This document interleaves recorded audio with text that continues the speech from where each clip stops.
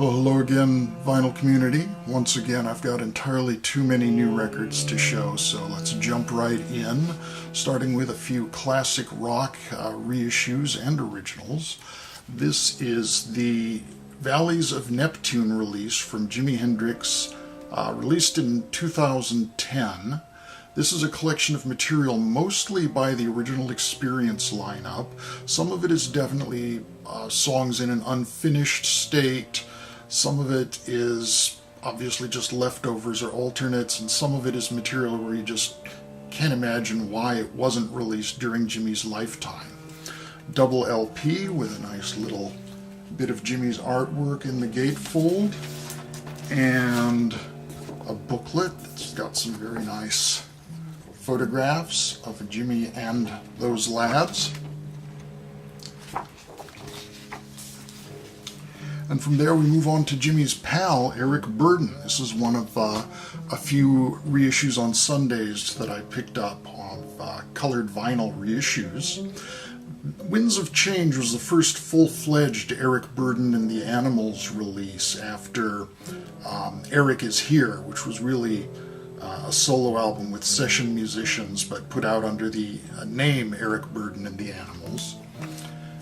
This is reproducing the original gatefold, which came as a surprise to me because the copy of this I had in the day was, I believe, a German import that did not have a gatefold.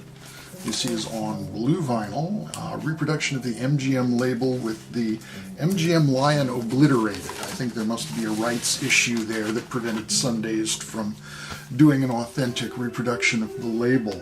Lise, I hope you're watching because I know you dig Eric. I dig Eric too. I dig Donovan. This is the first album from his psychedelic period, originally released on Epic in 1966 in America. There was a rights issue that prevented him from releasing his albums in the UK at the time. So this is not the same album that eventually did come out in the UK as Sunshine Superman. That was a compilation of some songs from this and some songs from Mellow Yellow. This is an album that should be heard in its original form because it is definitely one of Donovan's best ever releases. Maybe not one of Donovan's best albums is 1967, Wear Your Love Like Heaven. This was released simultaneously with the album For Little Ones, and both albums were simultaneously released as the box set, Gift from a Flower to a Garden. This half was the supposedly adult album, the psychedelic pop album. For Little Ones, which for some reason Sundays did not see fit to release in conjunction with this, is really the superior album, I think. It's the acoustic album, intended as a children's album, but I think it's really a deeper and more interesting release. This is lyrics on the back, and this is on purple vinyl. This looks very blue actually on the flip out screen from my camera, so I don't know if it's going to come out looking blue or purple on YouTube, but take my word for it, it's purple. Next, a couple of albums from Cream. These are albums that I had reissue copies of, and I dug up some originals that I bought from separate dealers, but they happened to arrive on the same day. Live Cream, and the follow-up, Live Cream Volume 2.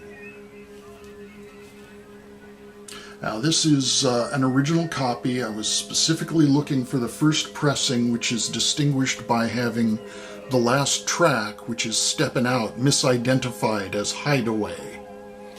So moving on to the folk world, although we were already in the folk world, I suppose, with the Donovan albums, but diving in quite a bit deeper, I want to show first an older album from my collection.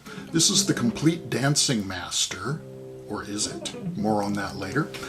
This is by John Kirkpatrick and Ashley Hutchings of Fairport Convention and Steel Eye Span fame, and this is a copy that is autographed by John Kirkpatrick. And this copy is on the Island budget line, the Help series, and this is as it came with no details on the inner sleeve, no track listing even on the back, just tracks listed on the labels. I believe there is a pressing with an insert or inner sleeve with printing, but that's not how this one came.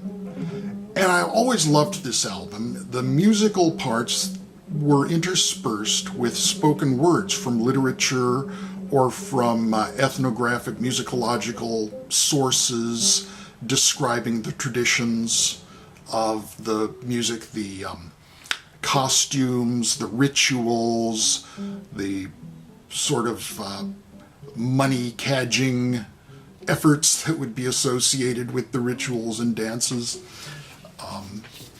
And I did not know until many, many years later that this album I'd enjoyed so much was a mispress and was actually side one only of The Complete Dancing Master, combined with side two of this album, Rattlebone and Plowjack. This is credited to Ashley Hutchings alone. It's unclear, there are no specific musician credits. It's obviously not just him playing the instruments. A lot of it is quite old.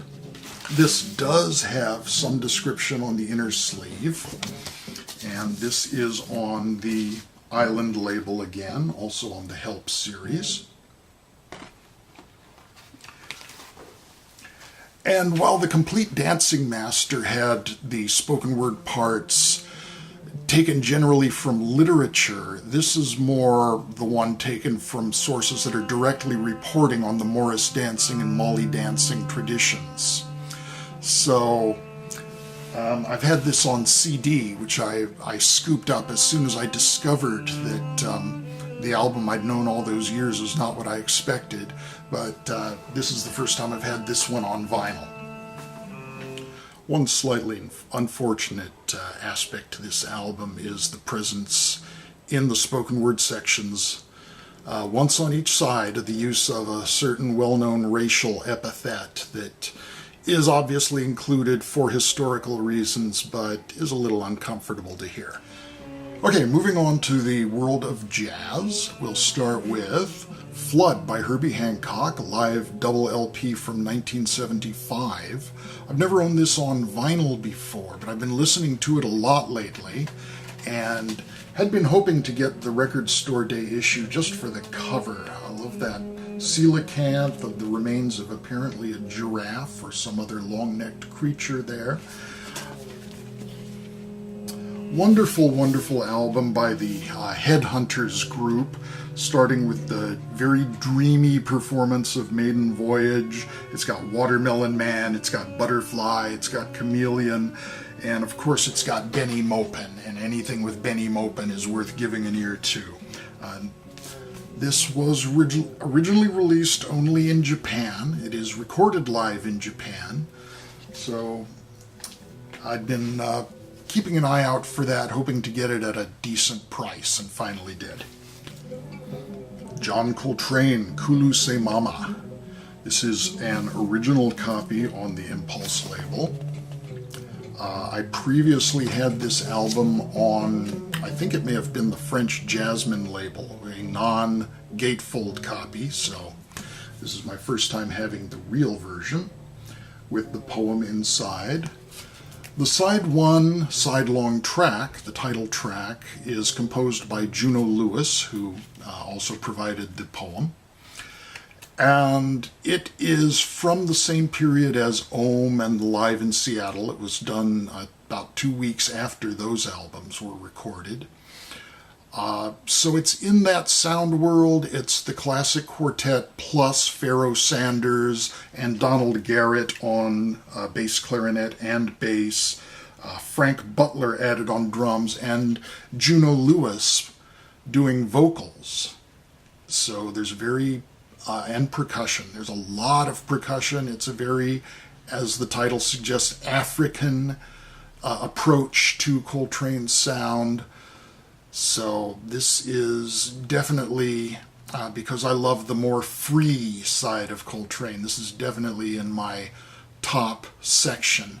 The second side is attributed to the classic quartet only, although only Welcome is the quartet itself. Vigil, the other track, is a duet for Coltrane with Elvin Jones.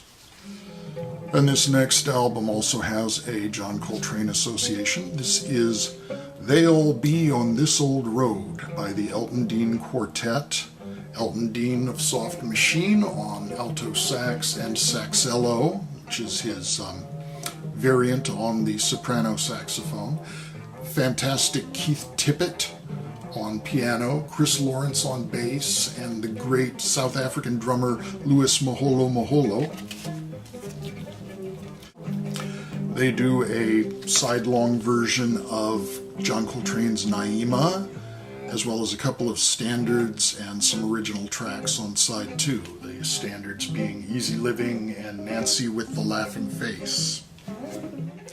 A very early ECM release that I've been trying to get my hands on for quite some time is this 1971 recording, Music from Two Basses by David Holland and Bar Phillips.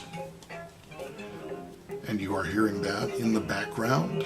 This was recorded in 1971. This is a very nice German copy with a distribution sticker on the back and not too much peeling of the laminate, which is always a problem with those German ECM releases. Dewey Redman, Look for the Black Star. This was recorded live in San Francisco in 1966. And this release is on the Freedom label. It's a British pressing. I've not owned a British pressing on the Freedom label before. Personnel is Dewey Redman on tenor saxophone, Jim Young on piano, Donald Raphael Garrett, whom we just heard from on the John Coltrane Kulu Se Mama album, on bass and clarinet, and Eddie Moore on drums. And the music is free jazz, but the side 1 tracks have a very tropical calypso feel in the background, and Dewey Redman does a lot of vocalizing, a lot of chanting and wailing, in addition to playing the saxophone. Next, some classic jazz organ from Shirley Scott, Shirley's Sounds. This was released in 1961 on the Prestige label. The recordings are actually from a couple of years earlier. She does a lot of standards. There's Summertime, there's There Will Never Be Another You, there's Bye Bye Blackbird, and this is all in organ trio format with organ, bass, and drums. Okay, this next album on the Atlantic label seems to be credited to Freddie Hubbard as the artist. His name is on the spine, his picture is on the back. I've always considered this an Ilan Mimarolu album, as Mimarolu is the composer, and the music is not just a performance by Freddie Hubbard and his group, but is the group combined with electronic music, a string orchestra, organ played by Mimarolu, and tape collage sounds, vocals, speaking.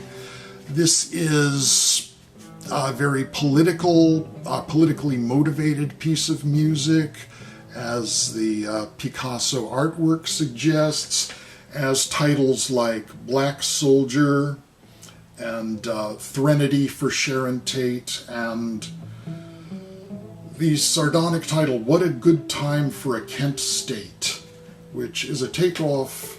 People won't remember now. That's a takeoff on an ad campaign for Kent cigarettes. What a good time for a Kent.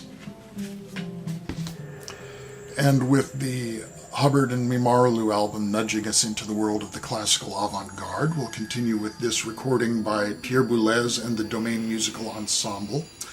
Side 1 of this is taken up with the 1899 work for string sextet, Transfigured Night by Arnold Schoenberg, Verklärte Nacht. This piece predates his work with 12-tone systems, so it is a tonal piece, but definitely pushing the edges of the tonality. Second side consists of two works from the early 60s by the Belgian composer Jean-Claude Helois, still living today. His piece Equivalences, which features an ensemble including a lot of percussion. I hear a kind of Varese influence in the approach, not so much in the sound results of it, but just the concept behind it of contrasting blocks of sound. The piece that concludes the album is Madrigal 3 by the French composer Henri Pousseur, and this was based on, or adapted from, Madrigal 1, which was a piece for solo clarinet. Madrigal 3 adds violin, cello, two percussionists, and piano. But the clarinet is still sort of front and center, and that makes this a very linear piece, very different from the Helois. We recently showed a recording of the Franck Symphony in D minor. Here's another recording of the Franck Symphony in D minor. This is the Boston Symphony Orchestra conducted by Charles Munch. And this is a really fine recording of the work on the RCA Victrola label with that old maroon label design and thick plastic, not the Dynaflex that I'm more familiar with from the 70s pressings. Unfortunately, this copy does have a tiny little scratch at the very beginning, which causes a couple of clicks. That's annoying. So, still might be looking for an upgrade on that symphony. Next, two albums from 1976 by Isao Tomita. Firebird. This has the Stravinsky Firebird, not the ballet, but the suite on side 1. And on side 2, he recapitulates his previous two albums where he had adapted Debussy and Mussorgsky by doing Debussy's Prelude to the Afternoon of a Faun and Mussorgsky's Night on Bald Mountain. Night on Bear Mountain is the translation he uses. Next up, The Planets, of course from the suite by Gustav Holst. And this is where Tomita really, well, he always shows off his virtuosity with the synthesizers and the studio, but rather than jumping right in with the Mars section that begins the original suite, he has crafted this section that sonically imitates a transmission between two spacecraft who end up singing to each other one of the themes from the planets. And it's just a delightful thing to hear, really quite funny, but also very impressive. Finally, while we're in the world of the Moog, Sonic Seasonings by Walter Carlos. This is a copy that came with the poster, something I hadn't seen before.